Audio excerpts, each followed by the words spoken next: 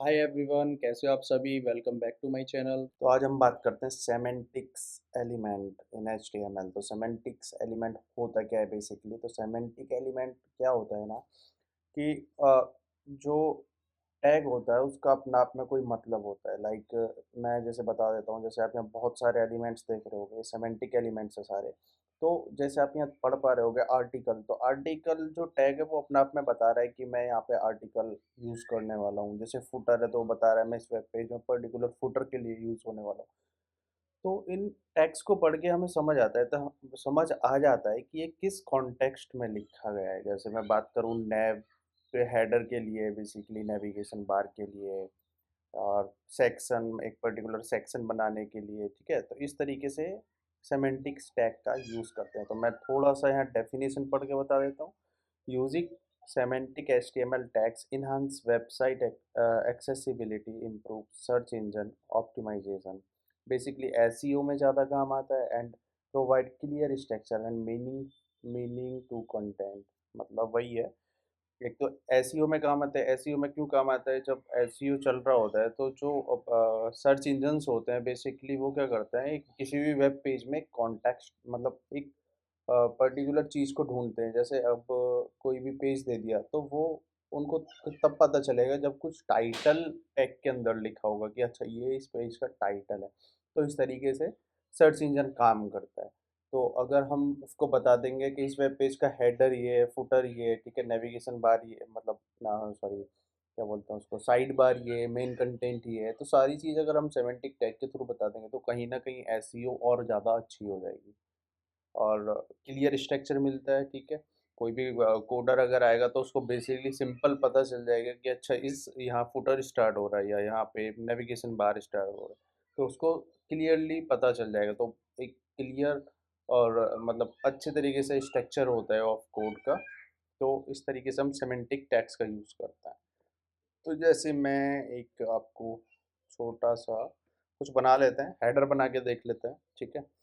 तो उसमें क्योंकि अभी अभी क्या है ना, ये लास्ट ही टॉपिक है HTML का, फिर हम CSS स्टार्ट करने वाले हैं।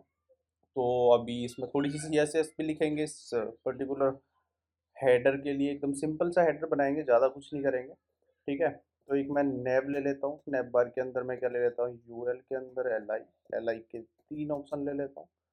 पहला ले लेता हूँ इंडेक्स, दूसरा अबाउट, और तीसरा कुछ भी ले लेता है, करियर ले लेता है, ठीक है। तो आप देख सकते हो तीन पोर्शन मैंने ले लिए। तो अब मैं क्या करूँगा, सबसे पहले यहाँ CSS कनेक्ट करूँगा। यहाँ भी लिख सकते हैं सिंपल ऐसे स्टाइल में, ठीक है, ऐसे लिख सकते हैं स्टाइल में। मैं यही लिख लेता हूँ। जैसे मैं नैब में आता हूँ तो नैब में थोड़ी सी स्टाइलिंग करते हैं। क्या क्या कर सकते हैं, बैकग्राउंड कलर दे सकते हैं, और बैकग्राउंड कलर क्या दे सकते हैं, ब्लैक कर लेता है। और हम इसकी मैक्स हाइट दे देते हैं, हाइट 50 पिक्सल कर लेता है, ठीक है। और क्या कर सकते हैं, हाँ, कलर दे सकते हैं वाइट कलर का, कंटेंट हमें अभी दिख नहीं रहा। अब आते हैं हम आगे, नेव बार के अंदर हमारा क्या है, UL, ठीक है। तो अब आते हैं UL को थोड़ा सा करते हैं। UL में क्या कर सकते हैं, पहले स्टाइल का टाइप हटाते हैं, डॉट डॉट जो आ रहा है। तो मैंने बताया था लिस्ट स्टाइल को हम क्या करते हैं, नन करते हैं, देख सकते हो हट गया।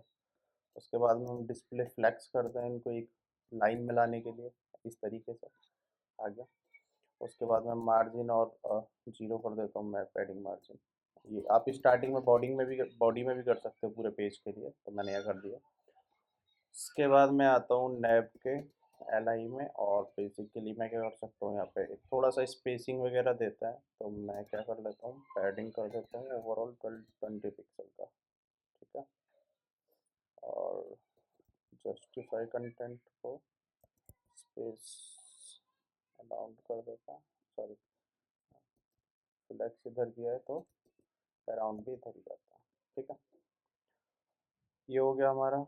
20 पिक्सल की जगह अगर मैं टॉप से 10 दे दूँ, 10 पिक्सल, और हाँ अब भी ठीक है, ठीक है। 10 पिक्सल की पैडिंग दे दिया मैंने, और इसको सेंटर करते हैं इस तरीके से। थोड़ा सा इफेक्ट भी लेके आते हैं कि अगर मैं इस पे लेके जाऊँ तो ये थोड़ा सा कलर वगैरह चेंज करे, तो हम हूवर का यूज़ कर लेते हैं इधर। तो ये आपको अभी जिसको आता है उसको तो समझ आ रहा होगा, बट जिसको नहीं आ रहा उसको नहीं, मतलब पता चल रहा होगा कि क्या हो रहा है। तो हम ये नेक्स्ट जो टॉपिक या वीडियो होने वाली है वो बेसिकली CSS पे ही होगी अब डायरेक्टली। तो मैं क्या कर लेता हूँ, यहाँ बेसिकली कलर चेंज कर लेता हूँ, ग्रीन कर लेता हूँ। और कर्सर, कर्सर हमें क्या करना, पॉइंटर, मतलब जब भी हम इस पे लेके जाएं तो क्या करें, इसको पॉइंट करें। ठीक है, तो ये देखो, दिख रहा है ग्रीन कलर में हो रहा है। कलर कुछ भी कर सकते हैं, येलो कर लेते हैं, ऑरेंज कर लेते हैं, ऑरेंज। ठीक है, इस तरीके से देख सकते हो। तो एक हेडर है, आप यहाँ पे HTML में देख सकते हो। जो भी कोई लिखेगा तो उसको सिंपल पता चलेगा, अच्छा ये हेडर है यहाँ पे, है ना। तो ऐसे ही यहाँ फुटर हो सकता है, फुटर भी सेम हो सकता है। जैसे मैं आता हूँ यहाँ पे फुटर, और अंदर का कंटेंट सेम ही डाल देता है इस तरीके से। और थोड़ी सी CSS जो यहाँ नेव के लिए लिखी हुई है, यहाँ फुटर के लिए कर लेते हैं इसको, फुटर सारे करना पड़ेगा।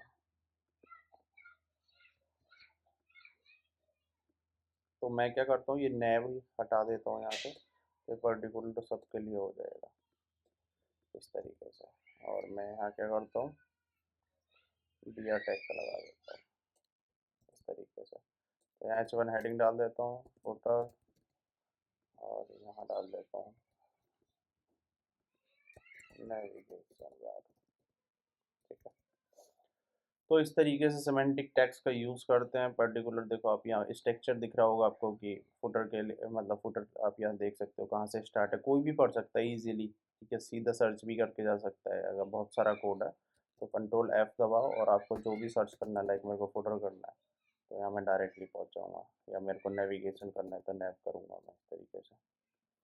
ठीक है, तो इस तरीके से ये क्या करता है, ये एक तो कोड को स्ट्रक्चर देता है, SEO में हेल्प करता है, और रीडेबिलिटी मतलब कोड की बढ़ा देता है। So thank you so much for today. Have a nice day.